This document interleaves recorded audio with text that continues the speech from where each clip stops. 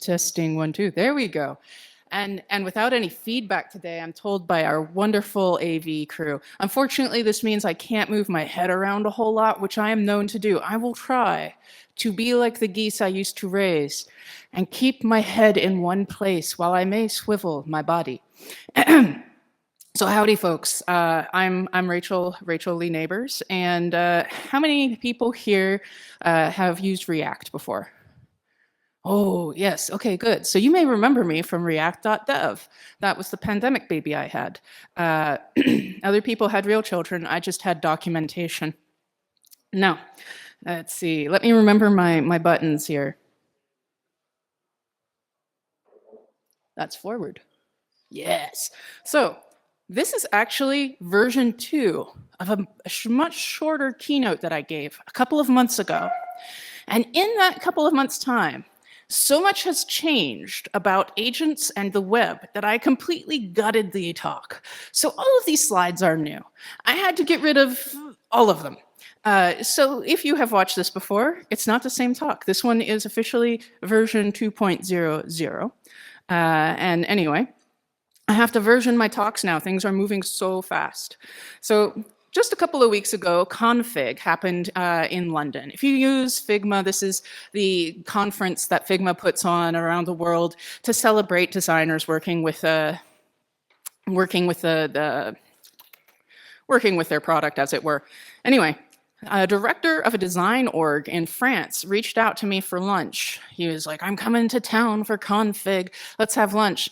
So I picked a place called German Gymnasium because it's very central. It's right off King's Cross St. Pancras and it's quiet.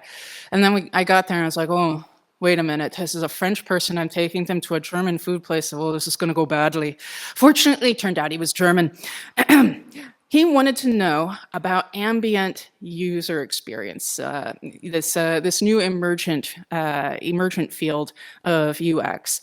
And I was like, okay, great, I have opinions, but I don't post about this anywhere. How did you know to reach out to me? How did you even know I was here? Turned out he had used an agent, his own agent, to organize his trip to London for the conference. And it had put together a list of people he should reach out to who are based in London and had mentioned ambient UX, et cetera. I had given version 1 of this talk and mentioned in that talk ambient UX and London. And apparently the agent went out there, dug up the transcript, and added me to his itinerary. That has never happened to me before. No one has ever said, I saw your YouTube video and you briefly mentioned this one niche thing I'm interested in. Let's do lunch. So the future is now. So yes, I'm Rachel Lee Nabors. I've worked with Mozilla on Firefox DevTools, the W3C on web standards like the Web Animations API, and Microsoft's Edge browser. I have even worked, as we just spoke about, on React. So I know a thing or two about the web. I run my own little consultancy/newsletter right now. I mean, who doesn't? And I'm working on a super secret side project. Surprise, it's an agent. But you can find my newsletter at that URL. Point is, I love the web. Before my big tech career, I made webcomics for teenage girls. And I sold them to a platform called girl.com, that's girl with a U, and they made money advertising, and I would get a very small cut of what they made by marketing my comics. Meanwhile, I had 400,000 teenage girls reading my comic every week on Wednesdays. It was quite a workload. I spent 50 to 60 hours every week making those comics. But the point was, I had a huge readership, and this is what success looked like. Not quite successful enough to pay for all the things a modern human being needs, even with the awards. So I ended up doing tech, because it turns out all the skills I was using to build my communities, this was Drupal 7.0, by the way, to bring together my fans and young women who loved manga and comics as much as I did. Well, it turns out those skills were skills that people would pay me to build their own things. So I grew up on this web, where you could make something, put it out there, and build a community around it without it being like a Facebook group or, you know, a hashtag on someone's platform. And I really loved Cozy Web. It changed my life. That comic book led me out of the middle of nowhere, off of the farm, and into cities, and let me come to you here today. Now, The internet did start as this network of computers and small press, as it were, small press websites. And you could keep in touch with your family and make new friends and chat and play games and share photos. It was a little clunky, but then something happened. Platforms happened. Facebook, Instagram, YouTube, Amazon, what do they all have in common? A general interface that's easy to use, but also they kind of corral everyone trying to do one certain thing into one place. People moved off of their blogs and forums and onto these platforms, and then they were held hostage. And there's actually a very technical term for this. It's called enshitification, whereby platforms trap market share in exactly 3 stages, which I shall reveal to you in depth in a moment. But this term was coined by Cory Doctorow to describe this life cycle from everything from Amazon to TikTok. Let's take a peek. Okay, so let's use Facebook ads as an example, but it also applies to things like Kindle publishing, Amazon's ebook publishing system. So first, step 1, you want to aggregate as many users as you can by giving any profits or VC capital you have to entice them over. Maybe in this case with Facebook, you would be like creating cool features that would allow you to invite your friends and allowing game producers on, so there'd be a reason for people to stick there. You make it very nice and enticing. You might even pay game developers to release games on your platform at cost because you want to attract the most market share. And then step 2, you attract suppliers by creating promos for them. In this case, you'd be like, hi, advertisers, look how many people we have who are interested in your niche things. We've got this great ad system. We're going to give you these great prices that are so much more affordable than the competitor like Google AdSense. And suddenly your advertisers are getting in on it. And so you've got the captive audience. Now you've got advertisers. You've been giving them all the profits that you've got or all your venture capital. And then step 3, once you have both users and suppliers locked in and unable to leave because the network effect is so strong, where else are you going to keep up with Mima's photos? You're on Facebook.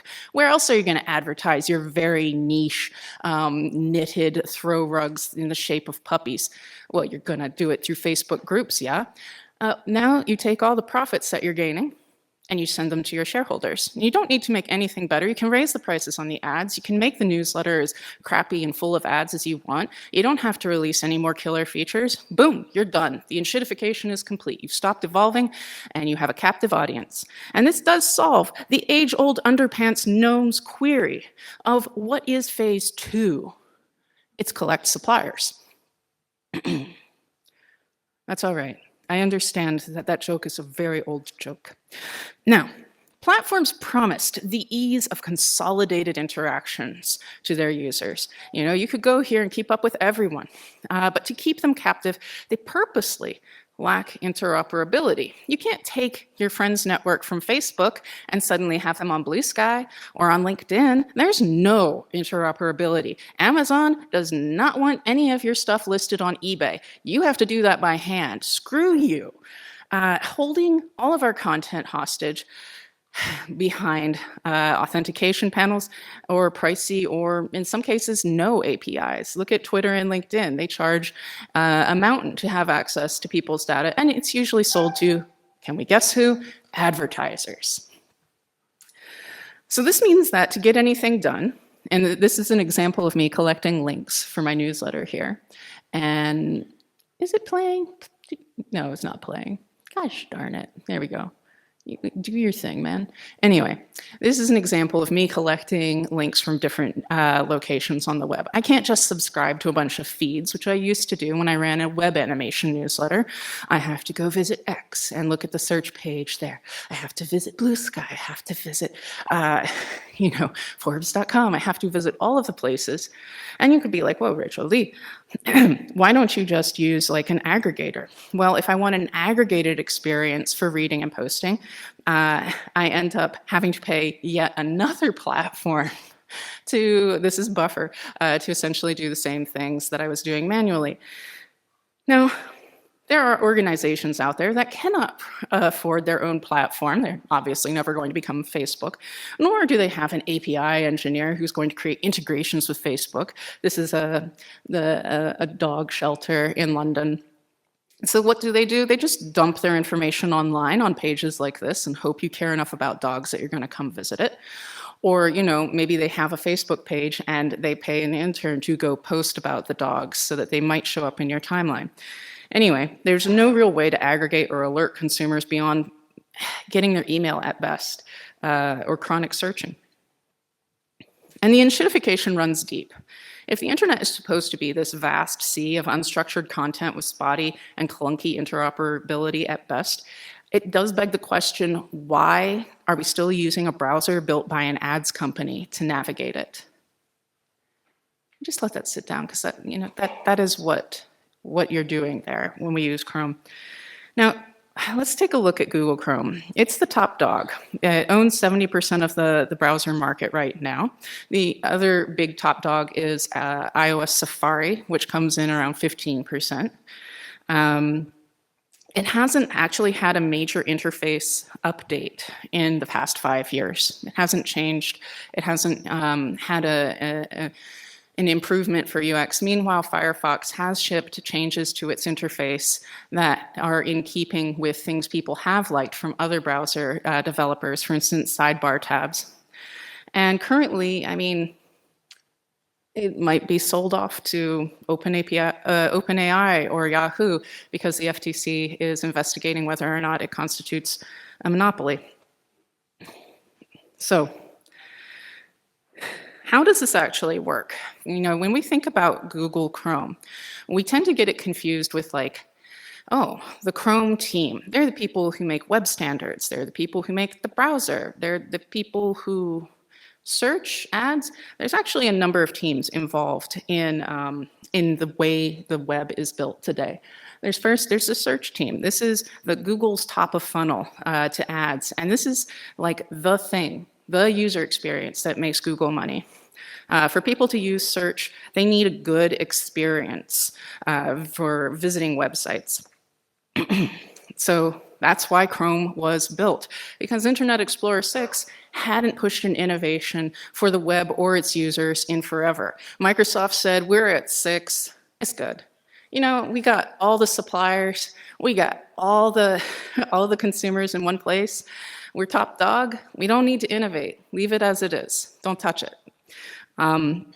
But around this time that Chrome was announced and released, Google realized that the web was going to have to compete with apps on the iPhone.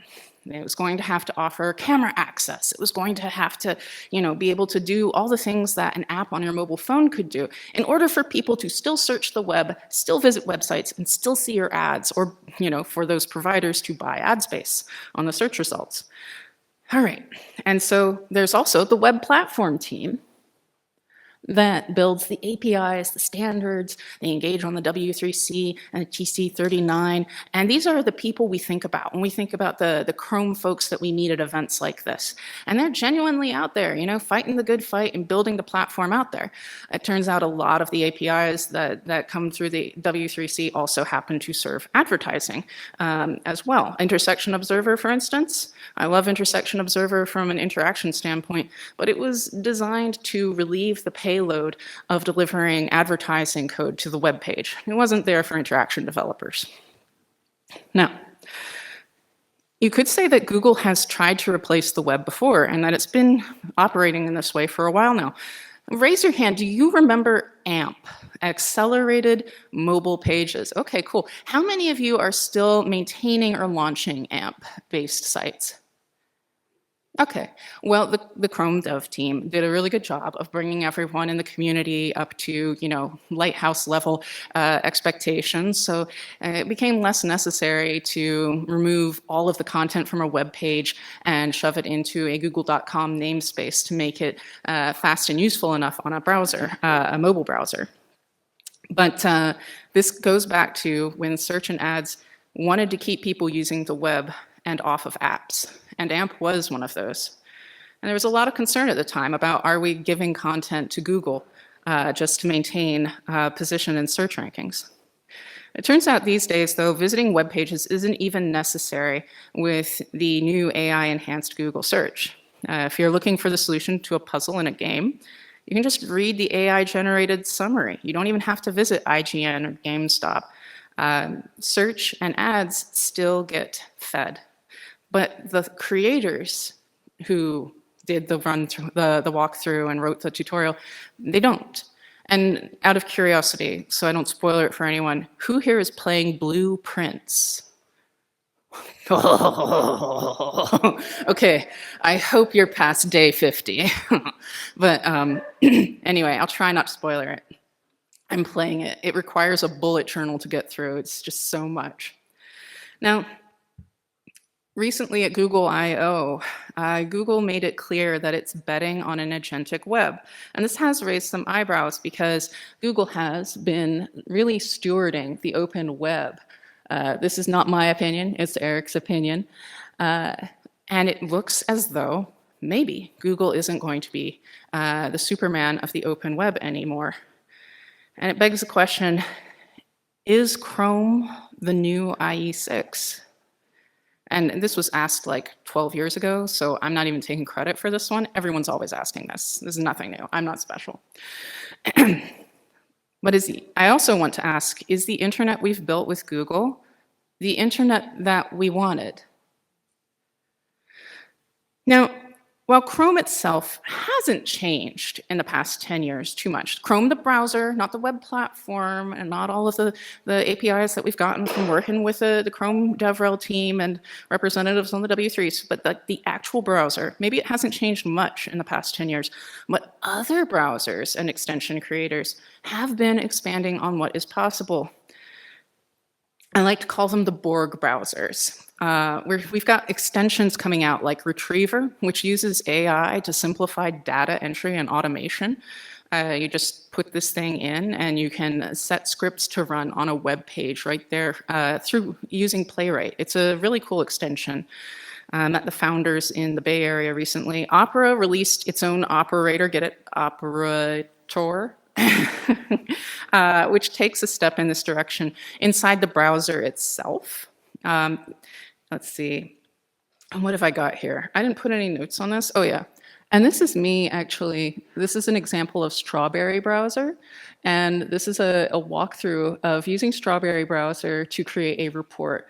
And Strawberry Browser actually evolved from an automation library, not unlike one I was working with, that used Playwright or Puppeteer to go and perform actions in the browser. Why would you just throw Playwright out? We'll just make the browser do it itself.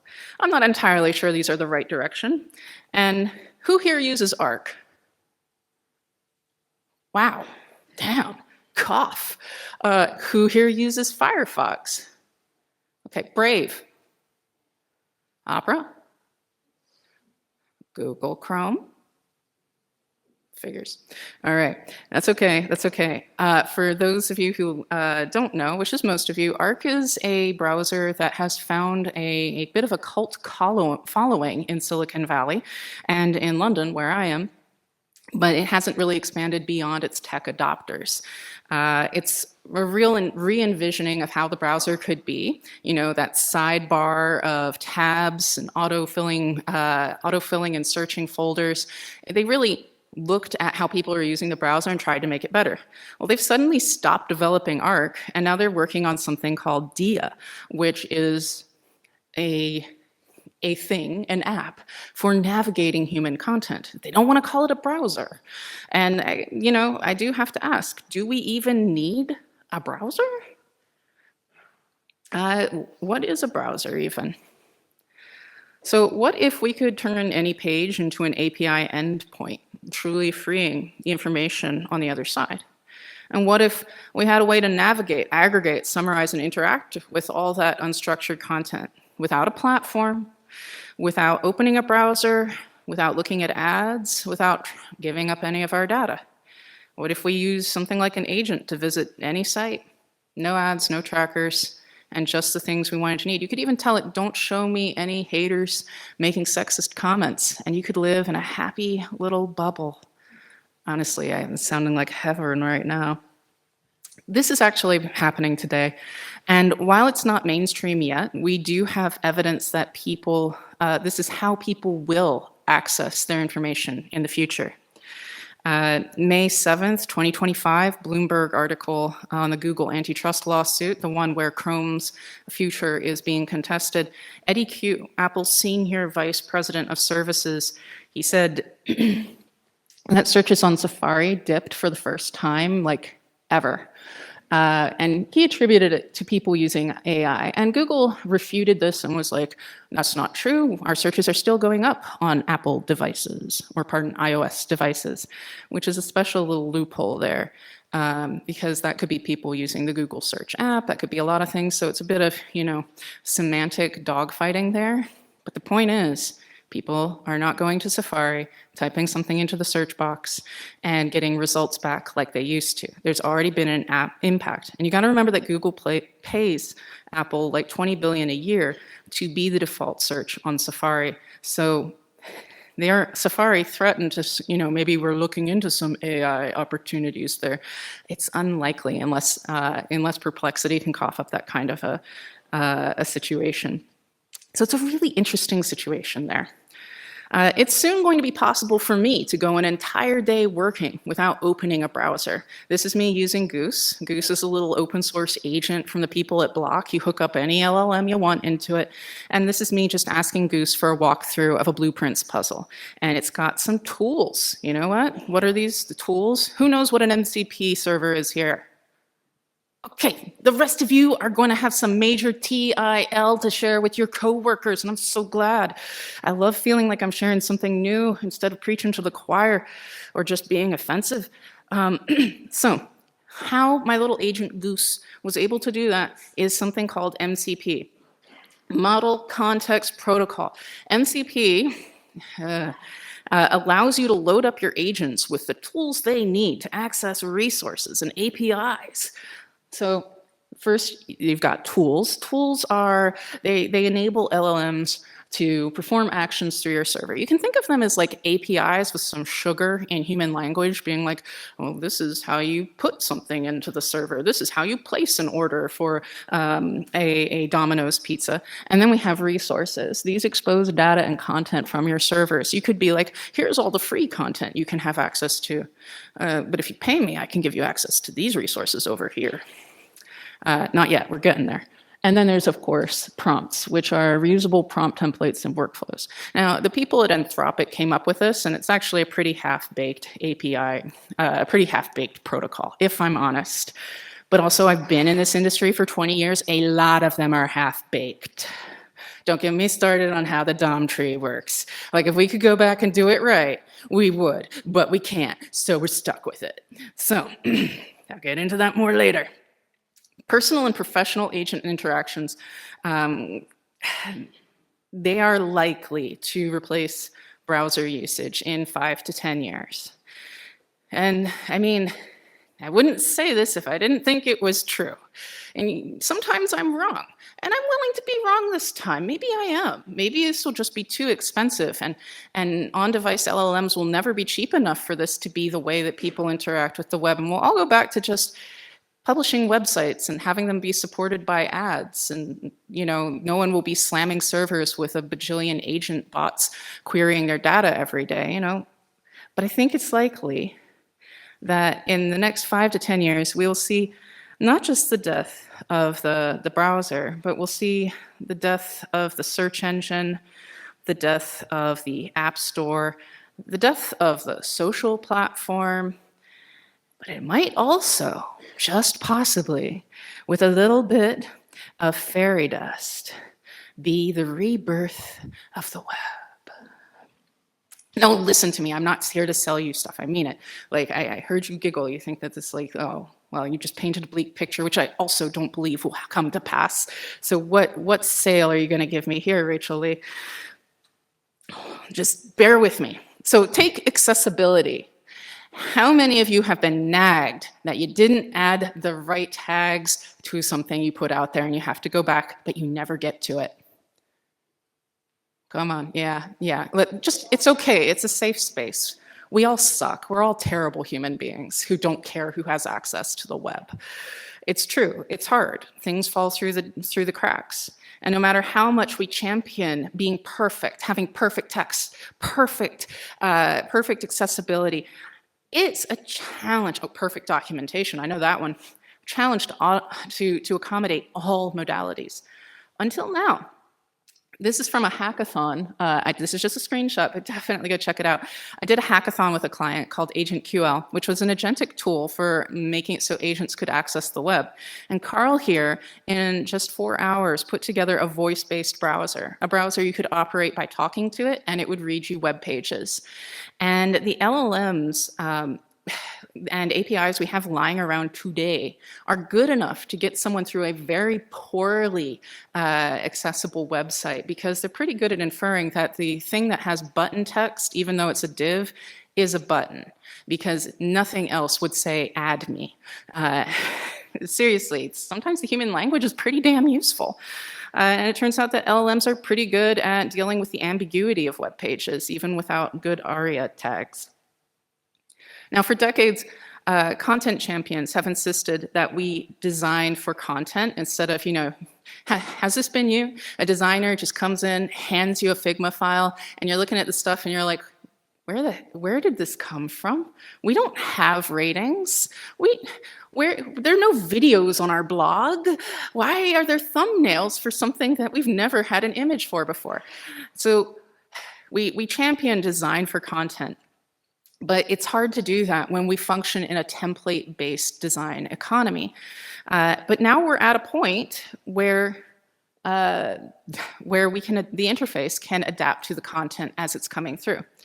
There is this concept of ambient agents and ambient UX that will invisibly adapt to our needs. Using the same technologies that would make everything accessible, we can have an agent realize, oh, you're in a different context, maybe you're walking, so you can't read this really important news alert that's come through that, there's a murder on the loose in a blue car. So I'm just going to interrupt the podcast you're listening to. I'm going to read this alert to you. And that's possible now. Or the reverse, switching audio to text, realizing that you're going to get cut off from a feed, so just making the rest of it into a little note that you can read when you're going down into the tubes. The tubes in London have no Wi-Fi. And then there's, of course, adaptive UX. If you're a Star Trek fan like me, you might remember LCAR. LCAR, well, not understandable to our plebeian eyes today, was this futuristic UI system that would adapt to whatever information the person requested or needed to see at the time, adapting and fitting itself to content that is being shared. And currently, we can create crude UI on the fly with things like bolt.new and v0. Here, I'm just saying, hey, could you set me up like a little gallery? This was not scripted. I literally just did this for 30 seconds. I'm not selling anything here. I was just like, do your best, guys. Give me a little tutorial walkthrough. Give me a gallery, and I want it to be able to read read what's going to happen so that I don't have to take my hands off of the controller. I want the opportunity to just hit play and listen to the walkthrough, look over and see a screenshot and see if it lines up. And it didn't get me the information for the walkthrough, but it did set up the UI reasonably well. Now, could you imagine what would happen if this had been wired up to, for instance, a fully functioning design system?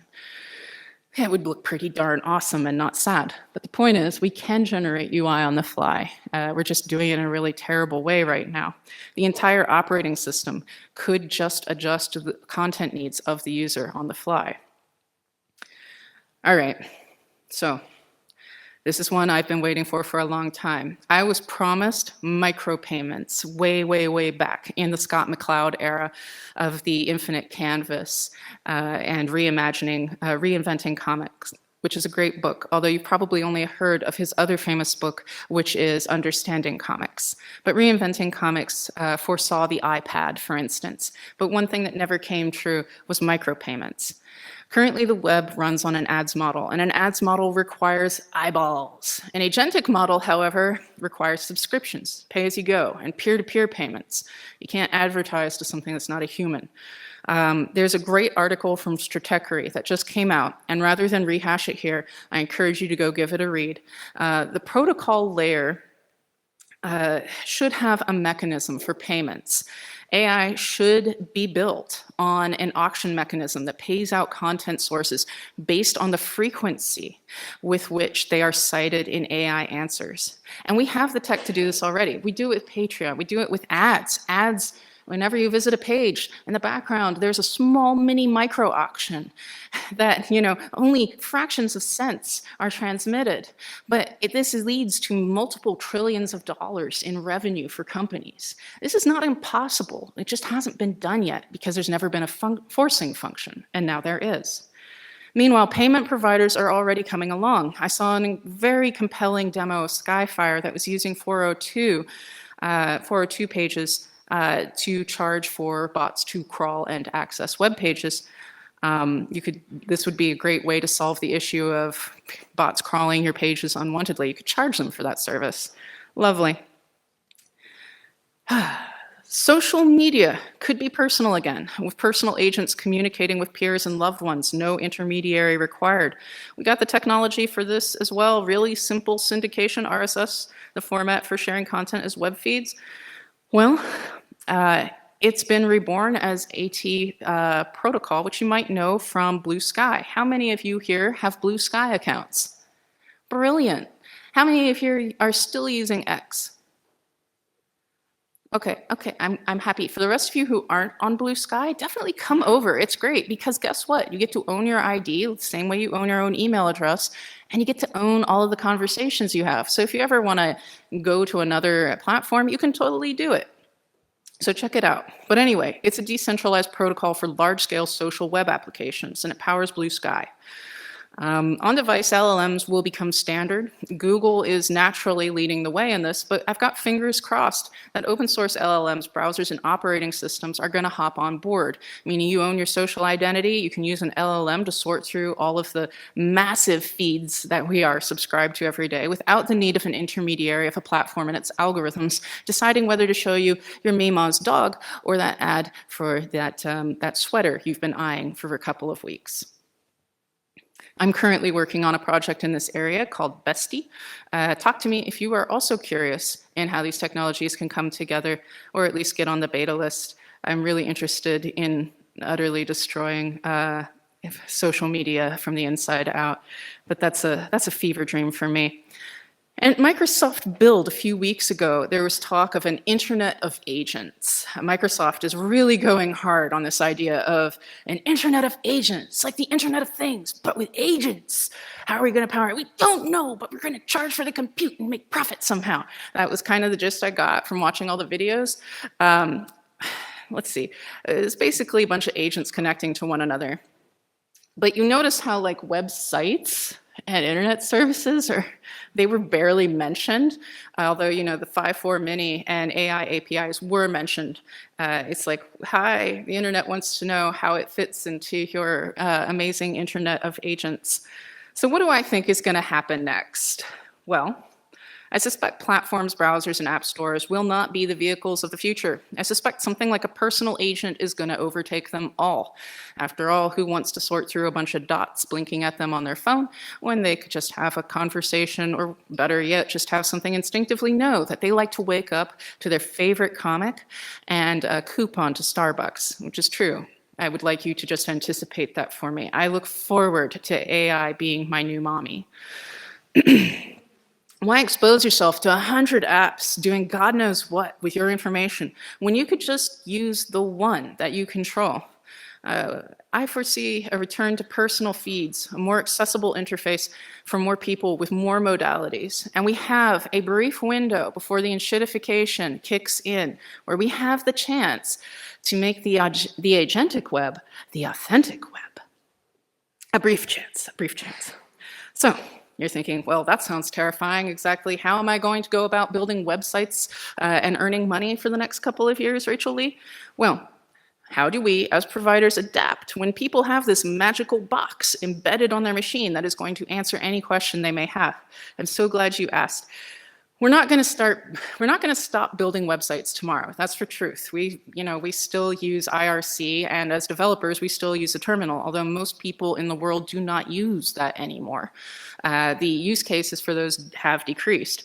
But there are some things we can do today that allow us to continue doing what we do, building websites, building a better web, but also allow us to dip our toes into this new upcoming web and hopefully have some opinions and authority on how it evolves. So let's have a peek. If you are creating content or you work with a team that creates content, there's some important things to keep in mind. SEO does not work the way it used to because agents don't read the first 5 results, they read the first 70. LLM-based tools, they dive deep. So what you want is to create content that is timely and personalized. So you want opinionated. LLMs, they get access to a lot of facts, but they don't have opinions. The opinion I'm sharing with you today could not be generated by ChatGPT. It would sound so sad. It would be the saddest. It'd be like, agents will one day usher in a new era of the web. How? It will. They're not very good at explaining opinions. So having opinions, sharing opinions, the thought piece actually is the perfect time. The listicle, LLMs can make them all day, but thought piece, that's special and unique to the human condition. So share your opinions, be opinionated, don't be afraid. Timely. LLMs have a fixed set of parameters, and if you don't understand what that means, I highly encourage you to come to Helsinki.js, where I'll be giving my second talk, AI cram session, where I'm going to explain to you what every single one of these bullshit acronyms means under the hood. Just so that when you hear people talking about AI, you can smell if it was ChatGPT generated or if it's actually relevant. So anyway, plug for Helsinki.js. So timely. LLMs, they're baked. They only know what they were trained on.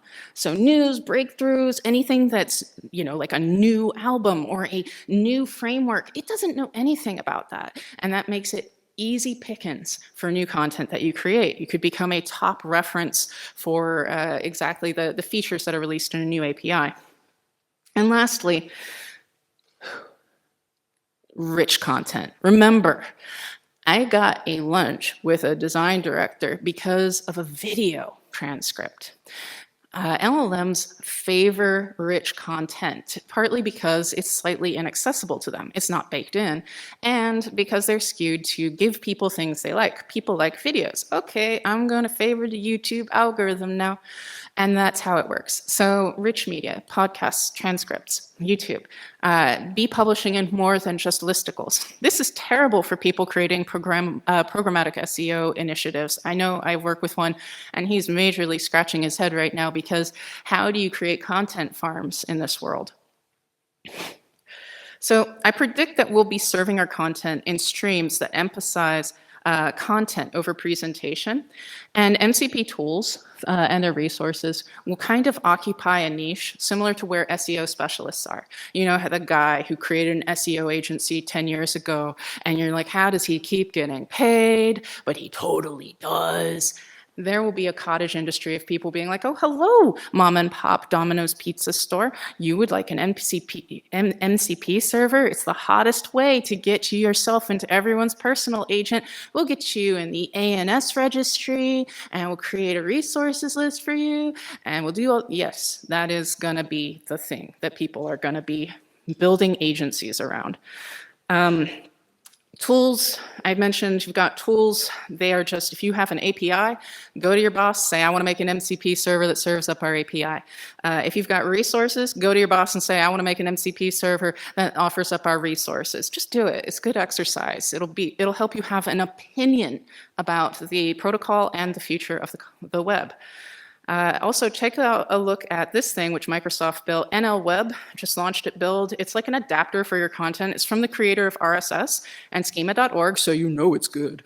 It makes an MCP server. You just set it up, and it's like, boom. You know, it's AI-fied all of your search results, and you know, it's really approachable. So if you want to get started, investigate it. Check it out, man. Here's a fun one. Who builds sitemap.xml still? Have you set up a custom job for sitemap.xml?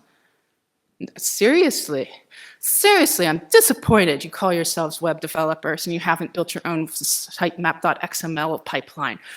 Anyway, so LLMs.txt is essentially a sitemap.xml, except it's in Markdown and it's for LLMs. So it's written in natural human language. You can think of it as like, here is a link to a page. On this page, you can find this kind of information. Or sometimes it's a direct info dump there. The idea is when a bot feeding an LLM or training an LLM arrives at your website, it can find this sucker. And it will go directly there, and you will point it at all the things that it needs to know. All right. And for content people, here's something that I noticed when I was at hackathons. Multiple times people come to me and be like, hey, do you just have like a markdown file or PDF of all your documentation so I can feed it into Cursor?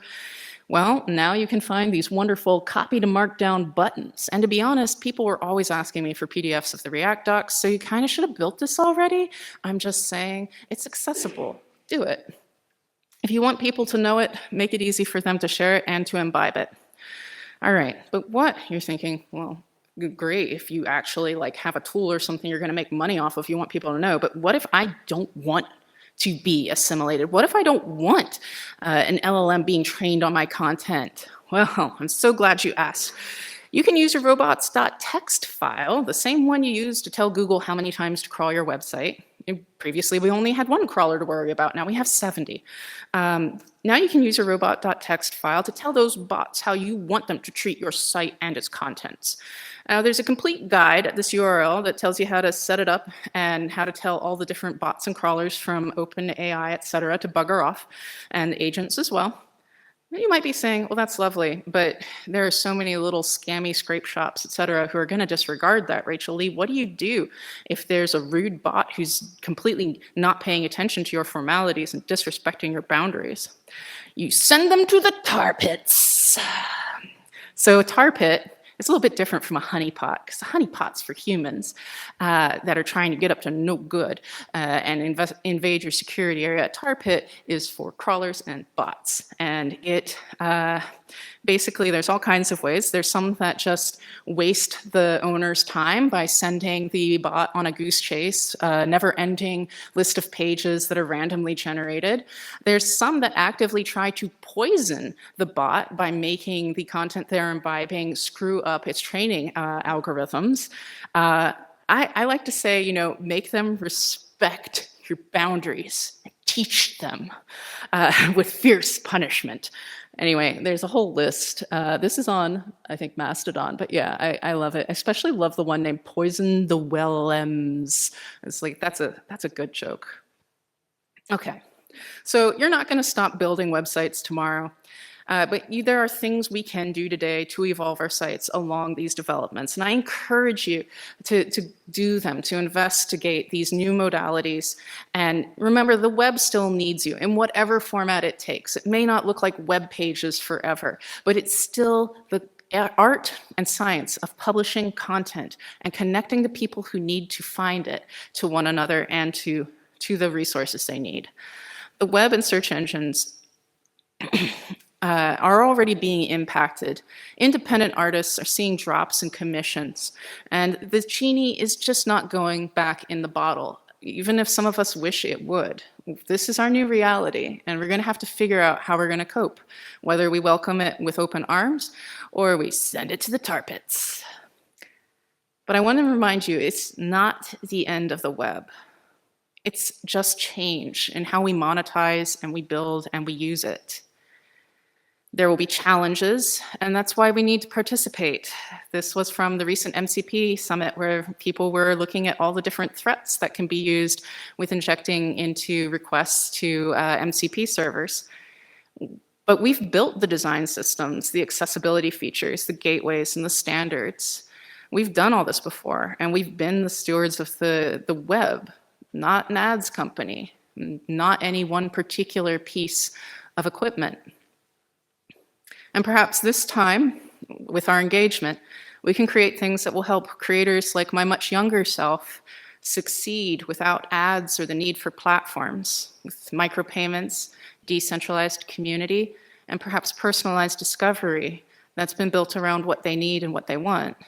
and less around the needs of a board of shareholders.